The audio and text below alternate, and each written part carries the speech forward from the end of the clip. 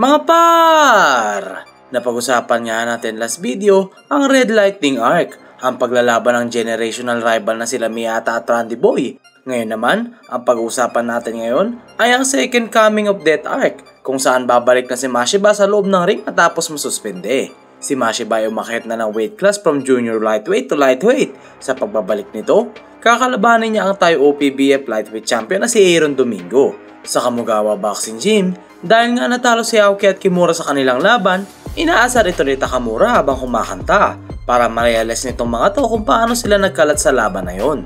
Dahil nga sobrang lakas nitong si Takamura, wala itong nagawa sila Aoki, kaya tumakbo na lang ito paalis sa inis.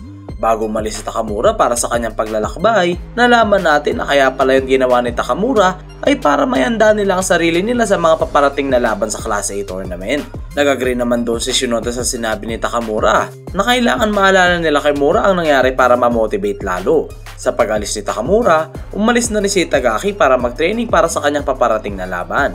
Sunod namang si Ippo ang aalis at sinabi nito na i-improve pa nito lalo ang kanyang stamina. Dahil na-inspire ito kay Miyata sa laban nila ni Randy at kapag nawawalan daw ng stamina sa laban, kasunod nito ang pagkawala ng fighting spirit. Habang nagro-roadwork, nakasalubong nito si Kumi. Pinaalala ni Kumi ang paparating na laban ni Mashiba at sinabing takot itong panoorin niyo na mag-isa. Sumagot naman si Ippo na manonood din siya ng laban na yon dahil magkasunod lang ang laban ni Itagaki at Mashiba. Nang makita ni Kumi ang mga cherry blossom na nahuhulog sa puno, napaisip ito kung ano ang tingin ni Ippo sa mga to. Nang tanongin na ni Kumi kung ano ang iniisip ni Ippo, nagulat ito dahil ang iniisip lang pala ni Ippo ay ang pagboboxing. Habang papaalis, muntik na ito mahulog sa burol ng madulas si Kumi. Sinubukang saluhin ito ni Ippo pero hindi niya ito nagawa. Pareha silang nalaglag sa rapag at dito na natin nakita ang sweet na pangyayari ng dalawa. Sana all! Nangahalikan na ito ng ating bida, tumama ang ulo nito sa lapag at napatanong kung saan bigla napunta si Kumi. Habang nagro-roadwork si Kimura, Itagaki at Aoki, nakita nito sila Ippo. At sunod nating nakita na si Kumi ay nag-slide na pababa sa burol, kaya ito biglang nawala. Sa Kamugawa Gym, matapos makipag-sparring ni Itagaki sa isang boksingero mula sa ibang gym, sunod dito makikipag-sparring kay Ippo. Ang ating bida ay hype na hype dahil sa kanyang progress kay Kumi. Nang magsimula ang laban, tila pinaglaruan lang ito ni Itagaki sa buong sparring. Kaya naman pagkatapos nito, nagulat si Ippo dahil hindi niya in-expect na gano'n nakagaling si Itagaki. Nang mapaupo ito sa isang tabi, sinabi nila Aoki na baka nagsiself-reflect ito sa kanyang sparring kay Itagaki. Subalit, bigla itong napangiti at iniisip lang pala nito uli ang nangyari sa kanal ni Kumi. At kinilig dahil naramdaman ito ang hininga ng kanyang crush. Sunod nating nakita si Kumi na sobrang sensitive sa mga salitang dulas at laglag dahil sa kanyang trauma na naranasan o kamuntikan silang maghalikan ni Ippo. Sa araw ng laban nila Mashiba at Itagaki, nakita si Kumi at Ippo sa Korakuen Hall. Nakita din nila si Karasawa at Saiki na pumunta para panoorin ang laban ni Itagaki. Bagong laban ito kay Kaunar Pachioso, ang rank 9 sa featherweight division sa Thailand.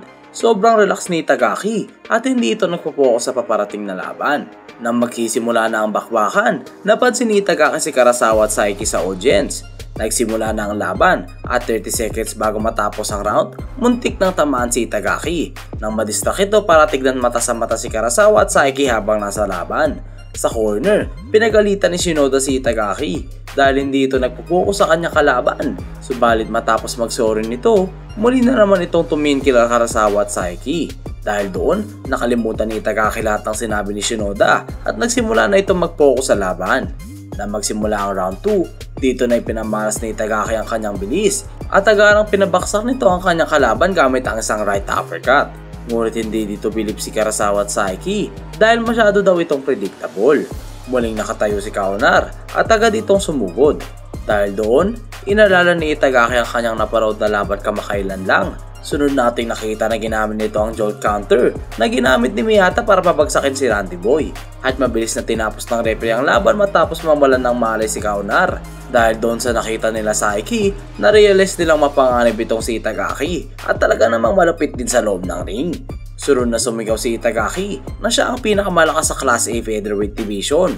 Matapos ang undercard ng main event, bago magsimula ang laban, sinabi nga ni Kumi na siya ay nag-aalala para sa kanyang kuya dahil ang kanyang mga kalaban ay isang OPBF champion kaya't hindi ito mapakali.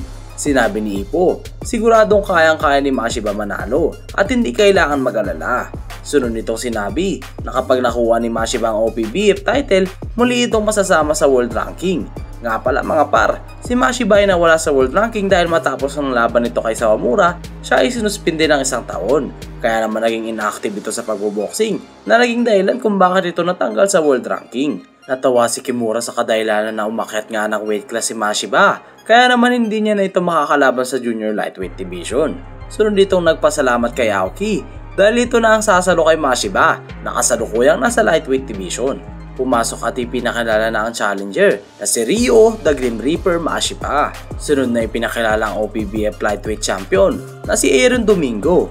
Kitang-kita nga natin na siguradong malakas itong champion at ito ay batak na batak. Tila nangangamba nga ang mga tao at napapatanong kung nangalawang na nga ba ang karit na kamatayan ni Mashiba. Pero sunod nilang nakita kung gaano ito kadeterminado sa pagbabalik nito sa loob ng ring. Kaya naman nawala na ang pangangamba nila Aoki. Dito nga natin sunod na laman kay Ippo na ang lightweight ay ang comfort weight ni Mashiba. Kaya't kabang-abang kung anong ipapakitang performance nito sa laban. Nang magkaharap na sila, dito nga kitang-kita kung gaano kalaki ang height difference nitong dalawa. Kaya naman siguradong lamang na lamang din sa haba ng kamay itong si Mashiba. Kung maalala nga natin mga par, si Mashiba ay may pamatay na flicker jabs. Naging sakit ng ulo ni Ippo kahit hindi ito makalapit ng madali nung nakalaban niya ito. Kaya naman sinabi ng ating bida sa kanyang isipan na feel nitong kayang-kaya at confident nitong mananalo si Mashiba sa laban na ito. Tumunog na ang bell, lahat ng tao ay talaga namang nakatingin kay Mashiba. Inaabangan ng lahat kung ano na ang nangyari dito sa loob ng 1 taon. Hinigpitan na nga ng champion ang kanyang depensa at nanganda na ito sa paparating na matinding bakbakan. Matapos ang 1 taon na paghihintay, muling nakita ng buong Japan ang Hitman style ni Mashiba. Hindi nga naitago ng champion ang gulat nito nang makita niya ang Hitman style. Masasabi natin na ito ang kanyang unang beses magkaroon ng kalaban na may ganitong estilo. Matapos ang matagal na pag-iisip-isip, napagdesisyon na ng champion na umabante at sumugod. Ngunit, mabilis na pinatigil ito ni Mashiba gamit ang kanyang malupit na flicker jabs. Nagulat nga si Ippo dahil sa 1 taon na pagpapahinga nitong si Mashiba, tila hindi nagbago ang mapanganib at humagipit nitong flicker jab. Sunod-sunod na nagpakawala ng suntok si Mashiba na mabilis at malinis na kumukonekta sa mukha ng champion. Mabilis na tumalo ng laban sa round 5. Dito natin nakita na wala pa ding magawa ang champion at nagpatuloy ang pagdodomina ni Mashiba rito gamit ang kanyang mahahabang kamay. Sinabi nga ng mga manonood, parang nanonood lang sila ng replay ng round 1. Hindi nga makapaniwala ang champion sa kanyang nararanasan. Dahil kahit nga bago si Mashiba sa kanyang weight class, parang sanay na ito dahil sa sobrang lakas. Kaya naman napagdesisyonan ng champion na sumugod at isugal na lahat. Dahil ito na lang kanyang tsansa para manalo. Habang lumalapit, patuloy na tumatanggap ito ng mga solid na suntok. Sunod na nagtamo ito ng malakas na chopping right mula kay Mashiba. Dahil nga sa lakas nito, napasandal si champion kay Mashiba at tila pabagsak na ito. Mabilis nga na sinabi ng coach ni Mashiba na wag basta-basta maging kampante. Dahil si Domingo ay iba sa lahat ng nakalaban ni Mashiba. At ito ay ang champion sa bagong weight class na tinatahak nito. Dito nga natin nakita na tila planado pala ito ni Domingo. At kahit nagtamo ito ng marami suntok, okay lang. Nagsimula na ang pagturo ng champion kay Mashiba at hindi ito inahayaang makalayo ulit. Nagpakawala ito ng sunod-sunod na malalakas na body blow. Nagulat nga ang lahat ng mga manonood sa laban dahil tila niloko ng champion ang buong stadium na babagsak na ito. Sunod na sinabi ni Tagaki na sa high weight class nga mas nahulog ang mas matibay at malalakas ang mga boksingero dito. Nagpatuloy ang pagpapawala ni Domingo ng sunod-sunod na body blow habang dinidikdik si Mashiba. Mabilis na tumalon ang laban at nakita natin na sa round 8 ay patuloy pa rin ang pagtatamo ni Mashiba ng sunod-sunod na body blow. Dito nga sinabi nila Kimura na mula dati ang malapit ang bakbakan ng kainan nitong si Mashiba. Ito nga rin daw ang naging dahilan kung bakit nanalo si Ippo sa kanilang laban. Sinabi nga ng champion sa kanyang isipan na tila nasa impyerno ito nang siya ay nakikipaglaban kay Mashiba ng long range. Ngunit na makalapit na ito, sobrang dali at parang nasa langit ang pakiramdam nito at sunod-sunod na nagbabato ng mga body shot.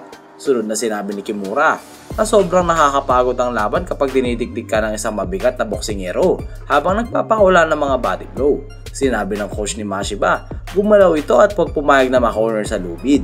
Ngunit tila nabasa ni Domingo ang kanyang balak gawin at pinatigil ito sa pamamagitan ng pang-headbutt. At sunod na kumonekta ito ng matinding left hook na nagpatamba kay Mashiba Pero hinatulan ito ng referee na nadulas lang ito. Ito na naman mga par, nakahanap na naman ng mandarayang kalaban si Mashiba. Abangan natin kung paano ito kakaharapin ni Mashiba mga par. Dito nga sinabi ni Kimura na kahit nga daw mukhang nasa magandang kondisyon si Mashiba para sa kanilang laban, nawala na ang pagiging mabangis nito sa loob ng ring kagaya ng nakalaban niya ito noon. At sunod na sinabi nito na ang headbutt na yun ay muling nagpagising sa natutulog na demonyo sa loob ni Mashiba. Dito na nga natin makita mga parang totoong Grim Reaper na sobrang bagsik at brutal sa pagtayo ni Mashiba. Tila nag-aabang lahat ng mga kakilala nitong boksingero kung paano magiging reaksyon nito sa pandaraya ng champion. Remind ko lang kayo mga par, si Mashiba ay nanggaling sa halos isang taong suspension matapos ang madumi at madugong laban nito kay Sawamura. Tuluyan na nga nabuhayan ng totoong Mashiba at tila may binabalak itong masama sa champion. Nang magsimula ang laban, mabilis na sumugod ang champion kay Mashiba. Sinubukan pigilin ni Mashiba ang pag-abante nito gamit ang kanyang flicker jab pero madali lang itong naiilagan at nagpatuloy ang pagdetiktik ng champion hanggang sa muling makorner si Mashiba sa lubid. Dito nga muling pinakita ang pandaraya ng champion at tila ina-uppercut nito si Mashiba gamit ang kanyang balikat. Sunod dito nagpakawala ng solidong right hook na kumonekta sa mukha ni Mashiba. Sinubukan bumawan ito at nagbato ng suntok, ngunit muling na headbutt na naman si Mashiba na nagpatigil dito at sunod na nagtamo ng isang malabombang left hook. Grabe mga par, mandaraya din pala itong nakalaban ng champion ni Mashiba no? Ang masama pa nun, tila expert ito sa pandaraya at talaga namang hindi madaling mahalata kaya nakakaligtas sa mga warning. Nagalit na ng tuluyan si Mashiba at nagdilim na ang paningin nito sa champion. Pero pinigilan nito ang kanyang sarili at nagpakawalan ng isang malinis na left hook para makalis sa pagka-corner. Subalit habang papalayo ito, tinamaan ng isang malabombang suntok si Mashiba habang outbalance ito. Kaya naman mabilis at malakas itong bumagsak. Sa pagbilang ng referee ng 5, muling nakatayo si Mashiba at doon na natapos ang round 8. Sinabi nga ni Aoki na tila hilaw pa si Mashiba at naging masyadong kumbate na lumaban agad sa isang champion sa lightweight. Sunod nitong sinabi na dapat sinanay muna niya ang kanyang sarili sa bagong weight class. Nang magsimula ang round 9, nagpatuloy ang pagsugod ni Domingo at nagpapakawala ng mga suntok sa katawan ni Mashiba. Pero hindi sumusuko ito at nananatiling determinado manalo at bumawi ng suntok.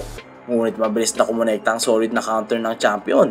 Dito na napanginig ang tuhod ni Mashiba at doon na natapos ang round 9. Sinabi nga ni Kimura Taoki na nasa panganib na sitwasyon na si Mashiba matapos itong magtamo ng maraming body blow at mga suntok sa mukha.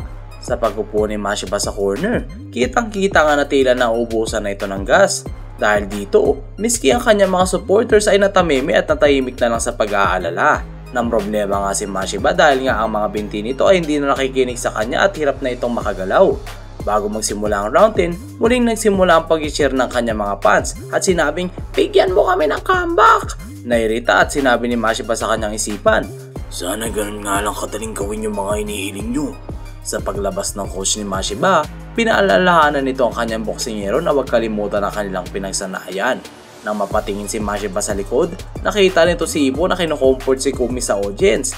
Kaya naman nagilit ang dugo nito kay Ippo at nagalit dahil sinasamantala daw nito ang sitwasyon sa loob ng ring para i-comfort ang kanyang kapatid. Habang hindi makapokus si Mashiba, mabilis na sumugod si champion. Sinubukang patigilin ito ni Mashiba sa pagbabato ng marami at sunod-sunod na flicker jabs. Sinabi ng champion sa kanyang isipan, "Akala mo gano'n lang kadali ang pagyat ng weight class? Kahit 2 kilo lang ang pinagkaiba nito sa dati mong weight, ipapakita ko sa'yo kung gaano kalaki ang nagiging impact nito sa boxing."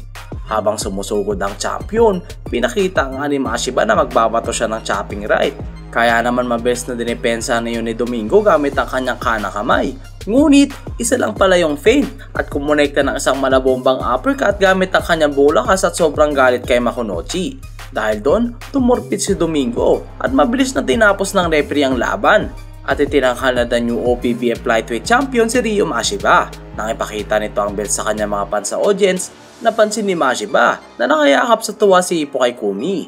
Kaya naman mabilis na binato ito ng gloves ni Mashiba. Matapos ang magandang laban ni Tagaki at Mashiba, na-excite at handa na si Ippo sa susunod niyang makakalaban. At doon na nagtatapos ang ating video. Grabe mga par, pagkabalik, OPBF champion agad ang kinaharap nitong si Mashiba. Ang lupit! Buti na lang mga par, nandun si Ippo na nagpahilit ng dugo ni Mashiba no? Tsaka si Tagaki mga par no? Ang lupit! Isang beses niya lang nakita yung jolt counter pero nag-aaya agad, ang angas. O paano? Abang-abang na lang mga par para sa mga susunod na mga arc. Kaya huwag kalimutan mag-like, subscribe at pindutin mo na rin ang bell button para lagi kang updated. Ako nga pala uli si Yawa Senpai. Hanggang sa muli mga par!